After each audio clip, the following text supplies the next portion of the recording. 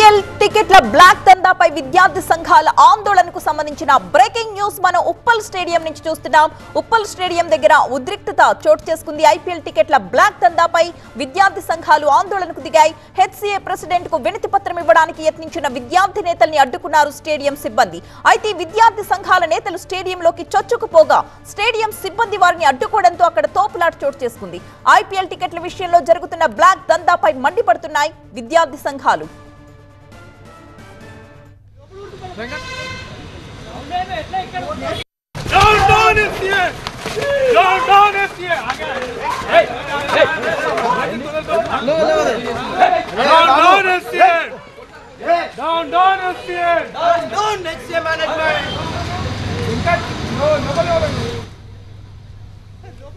స్టేడియంలోకి చొచ్చుకు వెళ్లిన విద్యార్థి సంఘాల నేతలతో అక్కడ ఉన్న సిబ్బంది వాగ్వాదానికి దిగారు. దాంతో అక్కడ తోపులాట కూడా చోటు చేసుకుంది.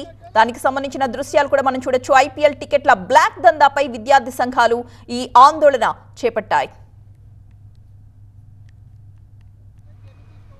మొదటి నుంచి కూడా పేటీఎం ద్వారా సంస్థకి హెచ్సీఏ అదేవిధంగా సన్ రైజ్ యాజమాన్యం కూడా వారికి అప్పచెప్పడం జరిగింది. 20 నిమిషాల్లోనే 50, 60, 70 వేల టికెట్లు అమ్ముడుపోయినని చెప్పి ఐపీఎల్, హెచ్సీఏ అదేవిధంగా సన్ రైజర్స్ నిర్వాహకులు చెప్తా ఉన్నారు. మేము దీన్ని వ్యతిరేకిస్తూ ఉన్నాం. మరి 20 నిమిషాల్లో ఎవరికి మేము టికెట్లు అమ్ముతా ఉన్నారని చెప్పి మేము డిమాండ్ చేస్తూ ఉన్నాం. ఐపీఎల్ మ్యాచ్ని పెద్ద ఎత్తున అడ్డుకుంటామని చెప్పి ఏవైఎఫ్ మేడ్చల్ జిల్లా పక్షాన డిమాండ్ చేస్తూ ఉన్నాం.